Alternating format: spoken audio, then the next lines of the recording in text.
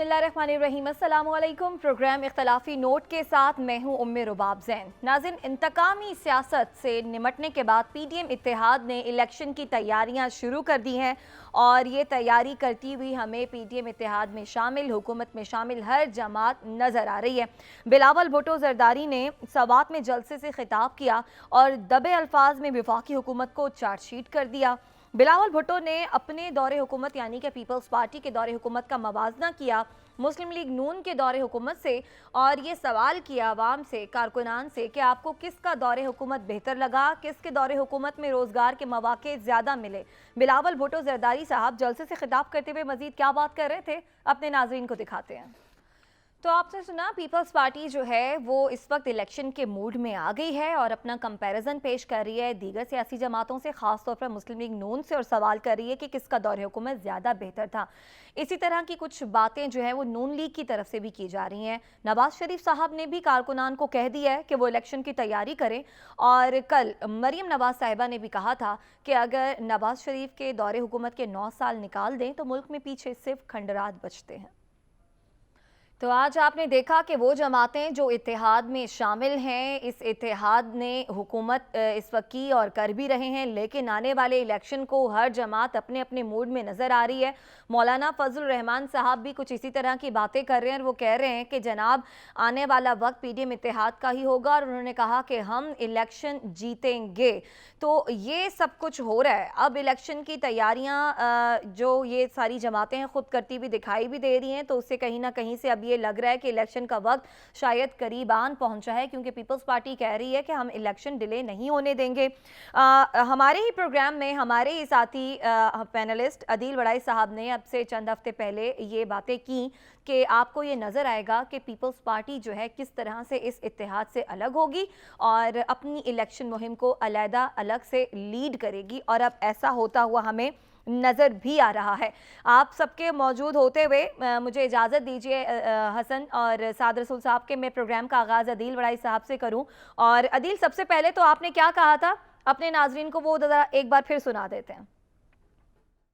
देखिए, peoples party इस इत्तेहाद से अलग हो जाएगी। सबसे पहले अलग होके मुस्लिम लीग नून के खिलाफ जारहाना सियासत करनी है, उसकी अच्छा। बुनियाद पर उसने अवाम में जाना है।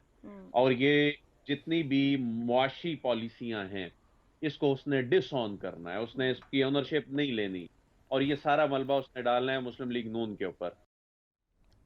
तो अदील वड़ाई साहब, नून लीग की इत्तेहाद से, पीडीएम के इत्तेहाद से पीपल्स पार्टी ने अलग हो जाना है, जारहाना सियासत करनी है और नून लीग के खिलाफ ये जारहाना सियासत करनी है और यही सारे ये पॉइंट्स लेकर जाना है अवाम के सामने, और इसका आगाज़ करती हुई आज हमें पीपल्स पार्टी दिखाई भी दे रही है। पीपल्स पार्टी हुकूमत के मज़े लेने के बाद अब आपको अपोजिशन का रोल अदा करती नज़र आएगी। और ज़ाहिर है ये अब असम्बलियों की मुद्दत जो है ये अब चंद हफ्ते रह गई है, गिने चुने दिन हैं, और इसमें कोई शक नहीं है कि नून लीग खुद भी अब इस हुकूमत से जान छुड़ाना चाहती है। नून लीग का जो इस वक्त प्लान है, नून लीग का प्लान ये है कि इस वक्त जो आलमी मार्केट में तेल की कीमतें गिरी हुई हैं, $70 फी बैरल तक आई हुई हैं, खुर्दनी तेल बहुत सस्ता हुआ है, इसके अलावा डॉलर को जैसे तैसे करके मसनूई तरीके से नीचे लाने की कोशिश ये करेंगे और 2-3 और रिलीफ दे के जिस तरह एलपीजी की कीमतें जो है नीचे आएंगी, रशिया से तेल पहुंच गया, तो इसमें ये जाने से पहले ऐसे इक़दामात, ऐसे ऐलानात करके हुकूमत से जान छुड़ाना चाहते हैं। आगे इनको नज़र नहीं आ रहा और मौलाना ये ज़रूर चाहते हैं कि असम्बलियों में की जो मुद्दत है इसमें तोसी हो, लेकिन असम्बलियों की मुद्दत में तोसी करने के बाद इनसे आगे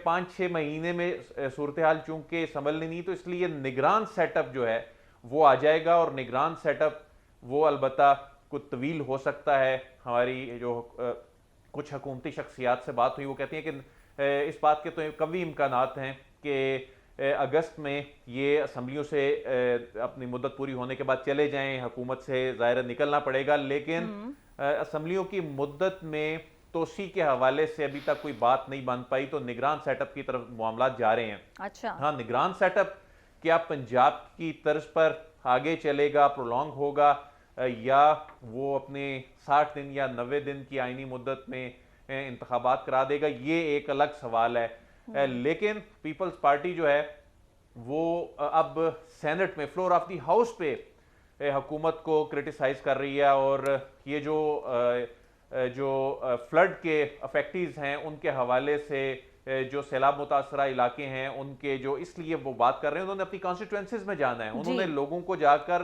منہ دکھانا ہے، ان کو فیس کرنا ہے، اور انہوں نے وہاں جا کے یہ الزام تراشی کرنی ہے دیکھیں جی وہ فنڈز انہوں نے نہیں دیے، تو اس لیے پھر ہم نے حکومت کو خیر بات کہہ دیا. وہ آخر میں جا کے حکومت کو خیر بات کیا کہنا ہوا. اس کے علاوہ ملازمین کی تنخواہوں کا معاملہ بھی انہوں نے اٹھایا تھا، اور یہ ملازمین کی تنخواہوں میں زیادہ اضافہ چاہتے تھے، لیکن یہ اتنا بڑا ان کے لیے ایشو نہیں تھا. مین جو تھا وہ ڈیولپمنٹ فنڈ اور جو فلڈ افیکٹیز ہیں ان کے حوالے سے جو فنڈز کا معاملہ ہے. لیکن یہ حکومت سے علیحدگی جو ہے اتنی جلدی ابھی نہیں ہوگی، یہ بالکل اسمبلیوں کی جب مدت پوری ہونے والی ہوگی تو ان سے چند دن قبل جو ہے یہ ایکسپیکٹڈ ہے. تو وہ بھی ہونے والی ہے عدیل بڑائی صاحب، اس میں کون سا زیادہ وقت رہ گیا. بہرحال سعد رسول صاحب آپ کی جانب آتے ہیں. پیپلز پارٹی کے بارے میں تو عدیل بڑائی صاحب نے بتا دیا کہ وہ کچھ نہ کچھ جو ہے وہ لے کے جائے گی عوام کے سامنے، اور تمام تر ناکامیوں کا بوجھ ڈالے گی مسلم لیگ نون پر. جس طرح کہ اب بلاول بھٹو زرداری فنڈ سے متعلق بات بھی کر رہے ہیں، یہ نون لیگ عوام میں کیا لے کر جائے گی؟ شہباز شریف بھی صاحب کہہ رہے ہیں کہ آئیں جلدی سے نواز شریف صاحب، یہ ان کی امانت ہے، ان کو میں واپس کر دوں. پھر یہ بھی دعویٰ کیا جا رہا ہے کہ 2/3 اکثریت کے ساتھ نون لیگ جیتے گی. مریم نواز صاحبہ کہتی ہیں کہ اگر نواز شریف صاحب کا دور حکومت نکال دیں 9 سالہ تو ملک میں پیچھے صرف کھنڈرات ہی رہ جاتے ہیں. تو نون لیگ کیا بیانیہ لے کے جائے گی الیکشن میں جب جائے گی عوام کے سامنے؟ دیکھیے، ہم مریم نواز صاحبہ کے ساتھ دعا گو ہیں کہ 2/3 نہیں 4/3 اکثریت ملے نواز شریف صاحب کو. اتنے ووٹ بیلٹ میں سے نکلیں جتنی عوام نہ ہو پاکستان کے اندر، کیونکہ اس بات کے اندر تو کیا شک ہو سکتا ہے کہ سارے پاکستان کی دھڑکن میں ہمارے دلوں کے وزیر اعظم نواز شریف صاحب ہیں. لیکن یہ بات کرتے ہوئے ایک بات میں بصد احترام دلوں کے وزیر اعظم نواز شریف صاحب کی بہت باصلاحیت بیٹی سے گزارش کروں، مریم صاحبہ سے، کہ باقی آپ کی تمام باتیں ہمیں تسلیم اور آپ جو کہتی ہیں ہم ماننے پہ آمادہ ہیں. لیکن یہ جو بات آپ نے کی کہ پاکستان میں سے اگر نواز شریف صاحب کے 9 سال نکال دیے جائیں تو صرف کھنڈرات رہ جائیں گے، اس بات پہ میں بطور پاکستانی افینڈڈ ہوں. اگر پاکستان سے نواز شریف صاحب، اور نواز شریف صاحب نے بڑے کام کیے، نواز شریف صاحب جیسے تو لیڈر آپ کو پتہ ہی ہے کہ انسانی تاریخ میں نہیں آئے، اور یہ تو ہم بات سب تسلیم کر چکے ہیں پاکستان میں. لیکن اگر نکال بھی دیے جائیں اور تو ہم بلڈنگز کو چھوڑ دیں، پاکستان میں نواز شریف صاحب کو اگر نکال دیا جائے تو لاکھوں شہید ہیں، ہزاروں شہید ہیں جو رہ جائیں گے. مریم نواز صاحبہ، ہمارے پاس 20 کروڑ عوام رہ جائے گی جس کی خوشیاں ہوں گی، جس کے غم ہوں گے، جس کی چاہتیں ہوں گی، جس کے بچے ہوں گے، جن کی خواہشات ہوں گی، جن کے آگے کا فیوچر ہوگا. ہمارے پاس یہاں پہ چند انسان جن کو کہ شاید سب لوگ انسان نہیں سمجھتے، ہمارے پاس ماضی کے اندر کہ نواز شریف صاحب کے 9 سال نکال دیے جائیں تو شاید فیض احمد فیض صاحب اور جالب صاحب اور اقبال صاحب جیسی لیگیسی پھر بھی بچ جائے. یہ کہنا کہ نواز شریف صاحب نے موٹر وے بنائی اس وجہ سے اور 2 کارخانے لگائے، تو یہ نواز شریف صاحب نے اس قوم پہ احسان نہیں کیا، آپ کا کام تھا یہ کرنا. جی یہ تو بڑی عجیب سی بات ہے کہ میں اپنے کام پہ آؤں یہاں پہ ٹیلی ویژن پہ، اور پھر میں باہر جا کے کہوں کہ آپ لوگوں نے میرا احسان مانا ہے کہ میں نے کتنا آپ لوگوں کے لیے میں یہاں پہ آیا ہوں. بھائی آپ کا کام تھا یہ والے چیزیں بنانا، کوئی احسان نہیں ہے. اور جب آپ کے احسانات کے بوجھ تلے سے قوم نکل بھی جائے گی آپ کے 9 سال کے بعد سے، تو ہمارے پاس چھوٹی چھوٹی چیزیں رہ جائیں گی مریم صاحبہ، جن میں اقبال اور فیض اور جالب اور شہید اور مظلوم ہوں گے اس ملک کے، اور ہمارے لیے یہ کافی ہیں. صحیح. حسن، آپ کے جانب آتے ہیں. مولانا فضل الرحمان بھی پریڈکٹ کر رہے ہیں، اس خواہش کا اظہار کر رہے ہیں. وہ کہہ رہے ہیں کہ جناب آنے والا الیکشن بھی یہی اتحاد جیتے گا. تو ابھی بھی اسی اتحاد کی حکومت ہے، سال بھر ہو چکا، سال سے اوپر کا وقت گزر گیا، اور ابھی تک معاملات معاشی طور پر ان سے سنبھل نہیں رہے. ظاہر ہے سب سے مین تو آپ کی معیشت ہے نا، معیشت ٹھیک ہوگی تو آپ کا دیگر ملک بھی ٹھیک چلے گا. تو اگر یہی سیٹ اپ جیسا کہ مولانا صاحب کہہ رہے ہیں آگے چل کر فیوچر میں الیکشن جیتتا ہے اور پھر ہمارے اوپر حکمرانی کرتا ہے تو ملک کیا آگے بڑھے گا انہی لوگوں کے ہوتے ہوئے, اسی طرح کے سیٹ اپ کے ہوتے ہوئے؟ مجھے تو سمجھ نہیں آ رہی کہ کون سے اتحاد کی بات ہو رہی ہے. یہ وہ اتحاد جس نے ایک سال میں 2.5 کروڑ افراد کو بے روزگار کر دیا, یہ وہ اتحاد جس نے خط غربت کی لکیر سے 10 کروڑ سے زائد عوام کو لاوارث اور بے آسرا چھوڑ دیا, اور سیلاب زدگان کے لیے کسی نے کوئی اقدامات نہیں کیے. یہ بنیادی طور پر اگر دیکھیں یہ اتحاد آیا کیوں تھا؟ یہ اتحاد تو اس لیے آیا تھا کہ انہوں نے اپنے مقاصد حاصل کرنے تھے, اپنے ذاتی مفادات کو سامنے رکھتے ہوئے اتحاد بنایا گیا تھا. نہیں, عوام کے مسائل حل کرنے تھے. کوئی عوام کے مسائل, اگر مسائل حل ہوتے تو پھر یہ انتخابات کی طرف جاتے. یہ کیوں یہ ایسی انہی کی پارٹی کے اندر سے, انہی کے رہنماؤں سے یہ ہمیں کیوں باتیں سننے کو مل رہی ہیں کہ انتخابات آگے بھی جا سکتے ہیں, اور پھر کیوں جو ہے وہ چھپ کر آخری حکومتی اختتام پر کیوں جو ہے وہ مختلف جو ان کے انٹیلیجنس بیورو اور اسپیشل برانچ کے ادارے ہیں مبینہ طور پہ ان کی کیوں رہنمائی لے کر سروے کروائے جاتے ہیں. ابھی میں آپ کو کیا عرض کروں کہ 3-4 سروے ہوئے ہیں. ایک سروے کا میں آپ کو بتا دیتا ہوں, میرے ایک سورس نے بتایا کہ باقی کچھ سروے کا ذکر نہ کریں, وہ شاید اس سے بھی زیادہ سنگین ہے اگر میں بتانے لگوں. ایک سروے یا رپورٹ یا انہوں نے عوام کی نبض کو جو چیک کیا, وہ یہ کہتے ہیں کہ 3 جو ہے وہ ڈبے بنائے گئے تھے, 3. اس میں ایک طرف تھا مسلم لیگ نون, ایک طرف تھا پاکستان پیپلز پارٹی اور ایک طرف تھا ادرس. اور جو رپورٹ آئی ہے اس میں انہوں نے پی ٹی آئی کا مینشن ہی نہیں کیا نا. اچھا. اور یعنی آپشن ہی ڈیلیٹ کر دیا. اچھا. اب جب انہوں نے وہ تحقیق کی یا ریسرچ کی یا سروے کیا, اس میں نون لیگ 27% پر کھڑی ہے اور پیپلز پارٹی 41% پہ کھڑی ہے, اور ادرس جو ہیں وہ 32 خاموش ہیں, یعنی وہ نہ ان کے ساتھ ہے نہ ان کے ساتھ ہیں.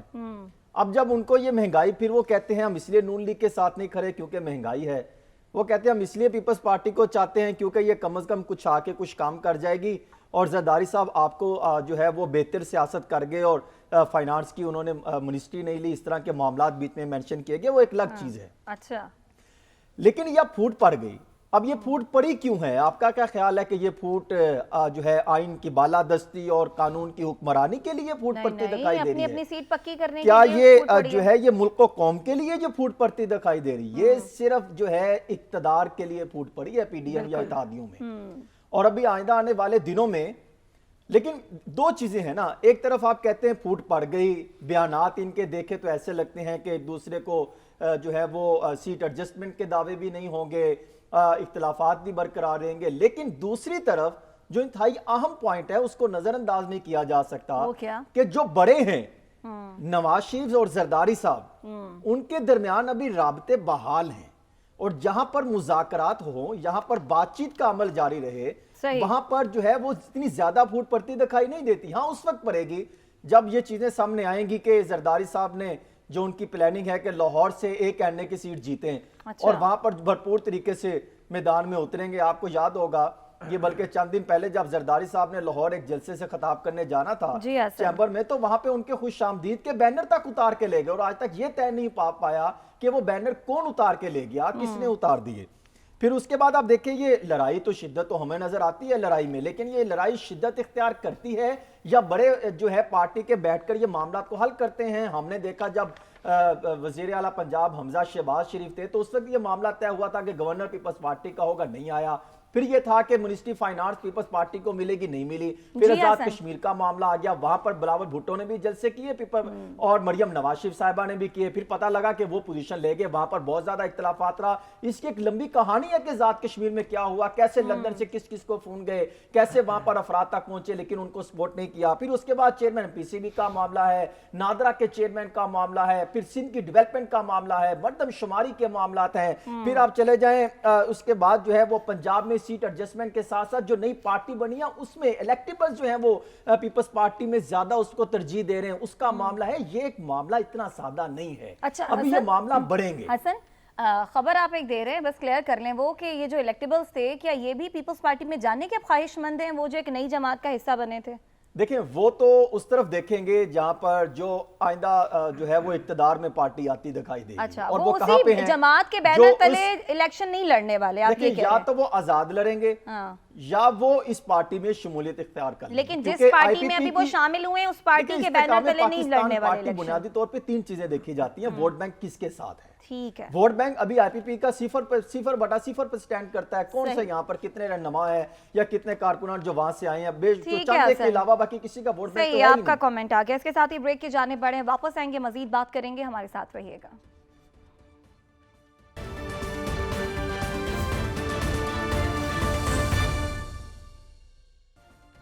वेलकम बैक नाज़रीन। मौशी सूरत हाल की बात करते हैं जिस पर चीन पर तकिया किए वज़ीर ख़जाना इसहाक डार साहब अपनी मौशी नाकामी का मलबा IMF पर डाल रहे हैं। वो कह रहे हैं कि जनाब जियो पॉलिटिक्स हो रही है कि पाकिस्तान डिफ़ॉल्ट कर जाए, लेकिन ऐसा नहीं होगा। और उनका ये भी दावा है कि उनके नज़दीक IMF के साथ जो मुज़ाकरात हैं वो नाकाम नहीं हुए। तो इसहाक डार साहब की आपने गुफ्तगू सुनी। निजी टीवी से गुफ्तगू करते हुए साबिक वज़ीर ख़जाना मिफ्ता इस्माइल साहब ने IMF माहिदे और मौजूदा वज़ीर ख़जाना इसहाक डार साहब के हवाले से क्या बातचीत की, आप ये भी देखिए। दूसरी तरफ वज़ीर आज़म साहब कह रहे हैं कि इसहाक डार साहब दिन रात मेहनत कर रहे हैं, इतनी मेहनत कर रहे हैं कि मेहनत कर कर के उन्होंने अपनी तबीयत ख़राब कर ली है। IMF के साथ माहिदे की उन्होंने बात की और कहा कि IMF के साथ हमारे सींग फंसे हुए हैं। साद रसूल साहब आपकी जानिब आएंगे। वज़ीर आज़म साहब कह रहे हैं कि जो लोग इसहाक डार साहब की टांगें खींच रहे हैं उन्हें पार्टी में रहने का कोई हक नहीं है। क्या ये हक छीन लेने से पाकिस्तान के मौशी मसाइल हल हो जाएंगे?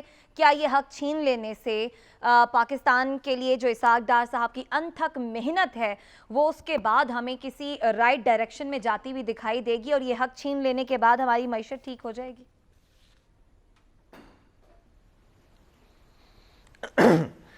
देखिए, इसहाक डार साहब की अनथक मेहनत तो वो क्या तरदामनी पे शेख हमारी न जइयो, दामन नचोड़ दें तो फरिश्ते वज़ू करें। इसहाक डार साहब के बारे में हम जैसे लोग कहाँ बात कर सकते हैं। प्राइम मिनिस्टर साहब ने तो बड़ी रियायत दिखाई जो उन्होंने कहा कि मिफ्ता इस्माइल साहब जैसे लोग जो हैं या दीगर इस तरह की पार्टी के अंदर लोग जो हैं जो इसहाक डार साहब के ख़िलाफ़ बात करते हैं वो पार्टी में ना रहें। हक तो ये था प्राइम मिनिस्टर साहब कि आप कहते हैं कि जो इसहाक डार साहब से डिसएग्री करता है वो पाकिस्तान में ना रहे।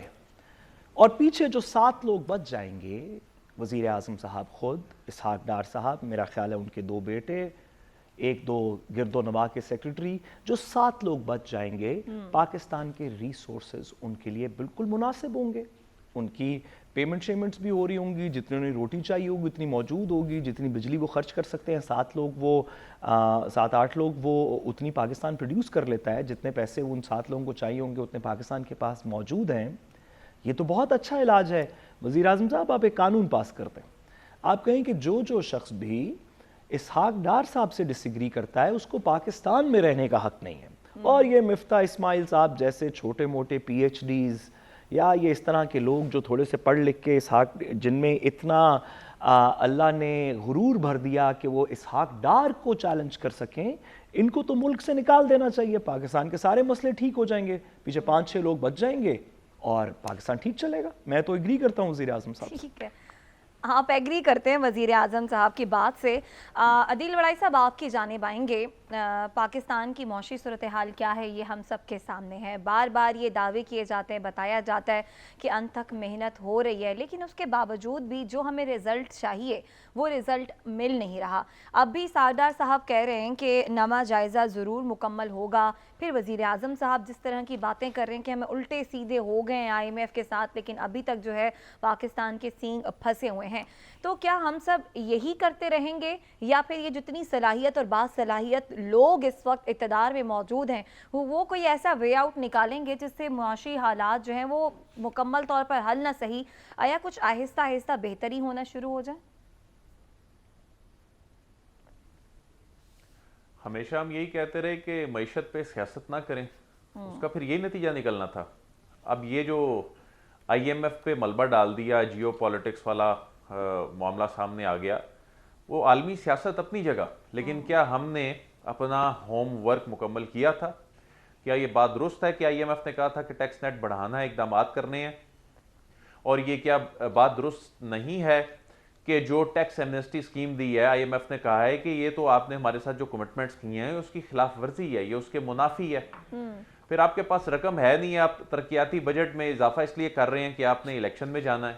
آپ کے پاس رقم ہے نہیں ہے اور آپ الیکشن میں جانے سے پہلے ڈاکٹر صاحب کی تنقید تو نہیں کر رہے کے ساتھ کی گئی کمٹمنٹس کی بجائے خدا کا واسطہ, خدا کا خوف جو آپ کریں نے یار, کی اس کی بجائے آپ الیکشن جی عدیل الیکشن بجٹ میں آپ الیکشن بجٹ دے رہے ہیں IMF کے ساتھ آپ نے کمٹمنٹس کی. عدیل صاحب کمنٹ کر لیں, پھر آپ جو کہنا میں چاہ رہے ہیں صرف ان کو ایڈوائز دے رہا ہوں کہ کوئی حب الوطنی کا ثبوت دیں, جی جی اسحاق ڈار صاحب کا ساتھ دیں تھوڑا سا. نہیں اچھا اس میں میں ایک یہ ساتھ صاحب ایک یہ بھی بات میں ایڈ کرنا چاہوں گا کہ جس طرح آپ بھی بات کر رہے تھے مفتاح اسماعیل صاحب, اور ایک مفتاح اسماعیل صاحب جس طرح وہ سابقہ حکومت وہ جو گئی نا, اگرچہ وہ بھی جس پاپولیرٹی کی جس سٹیج پہ تھی اور اس کے بعد وہ ان کی نالائکیاں ایسی تھیں کہ کچھ لوگوں کو وہ بھی اچھی لگنے لگ پڑی, تو مفتاح صاحب کے ساتھ بھی ایسے ہی ہے. یہ مفتاح صاحب وہی ہیں جن کے دور میں امپورٹس پہ پابندی لگی تھی, آپ کی انڈسٹری تباہ ہونا وہاں سے شروع ہوئی تھی, ملک میں 3 مارکٹس بنی تھیں, بلیک مارکٹ ان کے اقدامات کی وجہ سے بنی تھی, اور اس کی وجہ سے آپ کے روپے پہ پریشر آیا اور ڈالر کی قدر بڑھنے کی ایک ریزن جو ہے وہ یہ بھی بنی تھی. تو مسئلہ یہ ہے کہ مفتاح صاحب بھی اپنا غصہ نکال رہے ہیں. اس وقت اسحاق ڈار صاحب ان کی ٹانگیں کھینچ رہے تھے, اب مفتاح صاحب اور ان کا گروپ ان کی ٹانگیں کھینچ رہا ہے. تو معیشت پہ سیاست کرتے رہیں گے تو ہمیشہ کی طرح میں آج بھی یہی کہوں گا کہ اس کے پھر نتائج یہی نکلیں گے. صحیح. حسن, آپ ایگری کرتے ہیں اس پوائنٹ آف ویو سے جو کہ عدیل صاحب کہہ رہے ہیں کہ حکومت معیشت پر ہمیشہ کی طرح اس بار بھی صرف سیاست ہی کر رہی ہے؟ دیکھیں یہ بات تو اگر جو بیانات سنیں جو آپ نے سنوائے ان کو دیکھا جائے تو ایسا لگ رہا ہے کہ حکومت میں کنفیوژن تو برقرار ہے, اور پہلے دن سے ہے جب سے مفتاح اسماعیل صاحب آئے اور انہوں نے آ کے پریس کانفرنس کی, بجائے کہ وہ آج یہ باتیں کر رہے ہیں کہ وزیر خزانہ کی ڈیوٹی ہے کہ وہ IMF کے پاس جائیں, IMF سے جا کے بات چیت کریں اور بجٹ کو ریئلسٹک ہونا چاہیے, وہ اس طرح کی جو آج باتیں کر رہے ہیں. تو جب وہ وزیر خزانہ تھے تو اس وقت ان کی کیا پرفارمنس تھی وہ اس کو بھی سامنے رکھا جائے. تو انہوں نے بھی تو 4-5 ماہ جو ہے وہ بطور وزیر خزانہ کے طور پر ملک کو لے کے چلے, تو اس وقت ان پر کس کا دباؤ تھا وہ آج کھل کر بتائیں. وہ یہ کیوں نہیں بتاتے کہ ان پر بھی اگر کوئی دباؤ تھا یا ان کو بجٹ بنانے میں کوئی مسائل تھے یا ان کو کوئی پریشانی تھی, کوئی ان کے کوئی جو ہے اتحادیوں کی طرف سے کوئی معاملات تھے, ان کو سامنے لے کر آئیں. وہ صرف ان کو نکالے جانے کا, جو عدیل ورائے یہ بات بالکل درست کر رہے ہیں, ان کو نکالے جانے کے بعد ان کا صرف ایک ہی پوائنٹ ہوتا ہے کہ اسحاق ڈار صاحب نے ان کے ساتھ معاملات نہیں کیے, اسحاق ڈار صاحب نے جو ہے وہ IMF کو انگیج نہیں کیا, اسحاق ڈار صاحب نے فلاں کیا. تو آپ بھی کوئی جو ہے مجوزہ پلان لے کر آ جائیں, آپ میڈیا کے سامنے کو رکھیں, آپ بھی اسی پارٹی کے ہیں, آپ اس میں لے کے جائیں, آپ پریس کانفرنس کریں. اگر آپ پریس کانفرنس میں اسحاق ڈار صاحب کے خلاف ایک لمبی چارج شیٹ لے کر آ جاتے ہیں تو پھر وہ لے کر آئیں, دیکھیں وہ میڈیا پر آئیں, پریس کانفرنس کریں اور بتائیں کہ یہ مجوزہ پلان ہے, آپ اس کو مد نظر رکھیں, اسحاق ڈار کا سامنے پیش کریں, اندازہ ہوگا کہ وہ کیا ہے. اب رہی بات اسحاق ڈار صاحب کی, جب سے وہ آئے ہیں ستمبر اکتوبر سے لے کر, تو وہ کہہ رہے ہیں جیو پولیٹکس آ گئی, وہ اس چیز کو چھوڑ دیں, یہ تو کئی سالوں سے چل رہی ہے, جب سے 75 سال بنا ہم تو یہی سچویشن دیکھتے آ رہے ہیں, اس میں تو کوئی دوسری رائے نہیں ہے. ہاں البتہ یہ وہ بتائیں کہ انہوں نے کتنی دفعہ جو IMF کی طرف وہ جانے کی کوشش کی, اور جب کوئی ہلکا سا معاملہ کہیں بڑھنے لگتا ہے تو پھر وہ ان کو آنکھیں دکھانا شروع کر دیتے ہیں, ہم آپ کی طرف آنے کو تیار نہیں ہیں, ہمارے پاس پلان بی ہے. جب آپ پلان بی کی بات کرتے ہیں تو اس وقت آپ پھر کیوں اپنے جو ہے وہ اپنے سارے معاملات کو کنفیوژن میں جو ہے وہ ڈال دیتے ہیں. اسحاق ڈار صاحب نے آج تک پلان بی کا ذکر نہیں کیا. ایک سوال کا جواب دیجئے گا. آج تک نہیں کیا. بالکل میں آ رہا ہوں اسحاق ڈار صاحب, ایک اور چیز یہ بات کرتے ہیں کہ ہم 7400 ارب روپے کا ہم ٹیکس اکٹھا نہیں کر پائے. آج تک ان کے پاس کوئی یونیفارم پالیسی لے کر نہیں آئے. جب وہ 7400 ارب روپے کا ٹیکس کلیکشن نہیں کر سکے تو 9200 ارب روپے کا کیسے ٹیکس کلیکشن کریں گے. پھر 14500 روپے کے اخراجات پر آپ نے رکھ دیے کہ ہم نے اخراجات کرنے ہیں, اس کا بھی کوئی جو ہے وہ اس میں کوئی آپ نے کمی نہیں کی. پھر جو نجکاری کے حوالے سے اسٹیل ملز, PIA اور دیگر جو خسارے میں ہے ان کے حوالے سے کوئی آپ کی پلاننگ نظر نہیں آئی. تو پھر IMF جو مطالبات کرا ہے وہ قدرے درست تو ہیں. ہاں آپ یہ بات کریں کہ اس دشمنی کو نکل آئیں, آپ چھوڑ دیں کہ IMF کیا غلط ہے, پھر آپ وہ لاجیکلی عوام کے سامنے رکھیں اسحاق ڈار صاحب کہ یہ وہ پوائنٹ ہے جو ہم نے اچیو کر لیا. آپ بتا دیجئے کہ آپ نے UAE سعودی عرب سے کتنے آپ نے ڈالر جو ہے وہ آنے تھے, 6 ارب ڈالر یا 4 ارب ڈالر, وہ اس ٹائم کہاں پر سٹینڈ کرتے ہیں اس کا بھی آپ نہیں بتا رہے. کنفیوژن تو ہے, بجٹ نمبرنگ میں بھی کنفیوژن ہے, لیکن ابھی وقت ہے بجٹ پاس ہونے سے قبل ان کے ساتھ ملا جائے, ان کے ساتھ معاملات طے کیے جائے. حسن آپ کا پوائنٹ آ گیا, آپ کہہ رہے ہیں کہ کنفیوژن تو ہے حکومتی اینڈ پہ. اس کے ساتھ ہی بریک کے جانے بڑھ رہے ہیں, بریک کے بعد واپس آئیں گے. سعادت صاحب آپ کا بھی کوئی سوال ہے وہ بھی لیں گے, ہمارے ساتھ رہیے گا.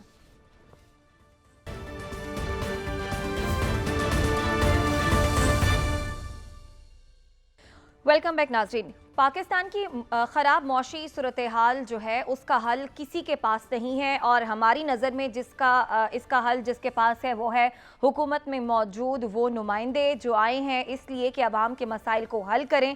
لیکن جب وہی کہہ دیں کہ سسٹم موجود ہے لیکن کام کرنے کی ول موجود نہیں ہے, اور جب وہی ہمیں یہ باتیں سنانا شروع کر دیں تو پھر ہم یہ ضرور سوچتے ہیں کہ اگر انہوں نے بھی ہمارے مسائل حل نہیں کرنے تو پھر کون کرے گا. جناب آپ کے خواجہ آصف صاحب کہہ رہے ہیں کہ بیوروکریسی اور حکومتی نااہلی کا گٹھ جوڑ خراب معاشی صورتحال کا سبب ہے. ہمارے پاس قومی دولت بڑھانے کے وسائل موجود ہیں لیکن قومی دولت بڑھانے کے لیے ہمارے پاس عزم نہیں ہے. تو سعد رسول صاحب آپ کے جانب آئیں گے, ہمارے پاس پروگرام میں وقت کم ہے, 1-1 منٹ میں تمام اپنے کامنٹس کو آپ لوگ سمرائز کر لیجئے گا. سعد رسول صاحب, اگر انہوں نے ہی ہمارے مسائل حل نہیں کرنے اور الٹا ہمیں بتانا ہے کہ یہ مسائل ہیں, فلاں کام نہیں کرا, فلاں کام نہیں کرا, عزم نہیں ہے, تو یہ ذمہ داری ہے کس کی؟ انہی لوگوں کی ہے. تو یہی نہیں حل کریں گے مسائل تو پھر کیسے چلے گا معاملہ؟ دیکھیے میں خواجہ آصف صاحب کی بات سے 100% ایگری کرتا ہوں کہ بیوروکریسی اور سیاست کے ایک گٹھ جوڑ نے ان ایکشن کے اندر اس ملک کے نظام کو ایک خاص طبقے کے مرہون منت کر دیا. بیسیکلی انہوں نے یہی بات کی. مسئلہ صرف یہ ہے کہ وہ طبقہ جس کے مرہون منت کی ہے وہی ہمیں یہ تقریر سنا رہا ہے. خواجہ آصف صاحب کے گرد و نواح کے اندر جو لوگ بیٹھے ہوئے اور خواجہ صاحب خود, یہی وہ لوگ ہیں جن سے اس نظام کو اگر نجات مل جائے تو پاکستان ترقی کرے گا. میں جاتے جاتے کیونکہ صرف 10 سیکنڈ ہے, میں گزارش کروں, پاکستان کے اندر ایک قانون ہونا چاہیے جی کہ 40 سال سے کم عمر کے ینگ لوگ, وہ لوگ جن کو ہم نے پہلے نہیں آزمایا, اسحاق ڈارز اور خواجہ آصف اور شیخ رشید اور آصف زرداریز کو نکال کے جی نیا خون, جوانوں کو پیروں کا استاد کر, جب ہم ان میں سے ججز, پولیٹیشنز, دیگر لوگ بیوروکریٹس بنانا شروع کر دیں گے, یہ پاکستان ٹھیک ہو جائے گا. یہی وہ طبقہ ہے جس سے ہمیں جان چھڑوانی. ٹھیک ہے جی, یہی وہ طبقہ ہے آپ کہتے ہیں جس سے ہمیں جان چھڑانی. حسن, آپ نے کہا لگایا سعد رسول صاحب کی بات کے جواب میں, آپ کے ذہن میں کیا آیا خواجہ آصف صاحب جب یہ تقریر کر رہے تھے اور جب ہمیں بتا رہے تھے کہ عزم ہی نہیں ہے؟ دیکھیں سعد رسول صاحب نے بات تو درست کہی کہ وہی لوگ ہیں جن کی خود جو ہے وہ تشریح کر رہے ہیں کہ یہ افراد ہیں, ول موجود نہیں ہے, سسٹم موجود ہے. سسٹم تو ٹھیک کرنے والے کون ہے؟ یہی ہے. اقتدار میں جب آتے ہیں تو اپنے مفادات کو ترجیحات میں شامل کرتے ہیں. چند ایک پوائنٹس ہیں جن کو وہ ٹھیک کر لے تو سارا کچھ ٹھیک ہوتا چلا جائے گا. نظام اگر آپ نے بہتر کرنا ہے پہلے بیوروکریسی کو غیر سیاسی نکال دیں, بیوروکریسی کو جو ہے سیاسی مقاصد سے نکال دیں, پسند و ناپسند کی بنیاد کو ختم کر دیں. نظام کو کھوکھلا یہیں سے ابتدا ہوتی ہے. پھر آپ جو ہے اداروں کو ملک کی مقاصد کے لیے استعمال کرنا شروع کر دیں. لانگ ٹرم پلان بنائیں, معاشی پلان اور دیگر administrative point of view, police, تمام کو سیاست سے نکال کے لانگ ٹرم پلان بنا کر اس پر عمل درآمد کرے. کوئی بھی پارٹی آئے, کوئی بھی جماعت ہے, صوبوں کے معاملات کو سنجیدگی سے لیں, اختیارات کو نچلی سطح پر تقسیم کریں, اشرافیہ سے نکل کر جو حقائق ہیں ان کو تسلیم کریں, اشرافیہ کی پالیسیز کو جو ہے شروع تو کریں کہیں سے. ٹھیک ہے عادل, آپ کی جانب آتے ہیں. سعد رسول صاحب تو سمجھتے ہیں کہ صرف اسحاق ڈار صاحب کو نکال دیں تو آپ کے تمام مسائل حل ہو جائیں گے. جن مسائل کا اشارہ یا ذکر کر رہے ہیں ہمارے خواجہ آصف صاحب, آپ کی نظر میں ان کا کیا حل ہے اور یہ عزم کس نے پیدا کرنا ہے, یہ مسائل کس نے حل کرنے ہیں؟ دیکھیں, پاکستان کے جو اس وقت پاکستان کو سب سے بڑا درپیش مسئلہ ہے وہ تو ہے معیشت کا. اس وقت اس سے بڑا کوئی مسئلہ نہیں ہے پاکستان میں, اور اس کے لیے سیاسی ول کی ضرورت ہے, اس میں بڑے فیصلے کرنے کی ضرورت ہے. اور اس وقت جو اقتدار میں موجود جماعتیں ہیں یا اس کے بعد بھی اگر کسی نے اقتدار میں آنا ہے تو وہ بڑے فیصلے کرنے کے لیے تیار نہیں ہیں. یہ سیاست کو ترجیح دیتے ہیں, یہ پرائیویٹائز کریں PIA کو, یہ بند کریں سٹیل مل کو. مسئلہ یہ ہے کہ ان کے پاس حل بھی کوئی نہیں ہے. ایسا نہیں ہے کہ ان ہزاروں خاندانوں کو سڑکوں پہ لا بٹھایا جائے، لیکن اس کے لیے آخر کوئی بڑا فیصلہ تو کرنا پڑے گا۔ بالکل یہ جو آئی ایم ایف ابھی بھی کہہ رہا ہے کہ آپ کو جو انرجی کے حوالے سے جو توانائی کے شعبے میں اس وقت جو مالی دباؤ ہے، اربوں کھربوں روپیہ آپ نے ریکور کرنا ہے، اس میں وہی یہ سیاسی ول آ جاتی ہے۔ بات ہم بیوروکریسی پہ ڈال دیتے ہیں، ٹھیک ہے بیوروکریسی کی بھی اپنی نالائکیاں ہیں، اس کے بھی اپنے مسائل ہیں، ہر بندہ آتا ہے جی ریفارمز کرنے آتا ہے، ریفارمز ہوتی نہیں ہیں، لیکن اس وقت جو بڑے مسائل ہیں ان کا حل انہی سیاستدانوں کے پاس ہے۔ بڑے مسائل کا حل آپ کہہ رہے ہیں کہ انہی بڑے سیاستدانوں کے پاس ہے اور بڑے فیصلے انہی کو ہی لینے ہیں۔ اس کے ساتھ ہی پروگرام سے اجازت دیجیے، آپ سے کل ملاقات ہوگی، اللہ نگہبان۔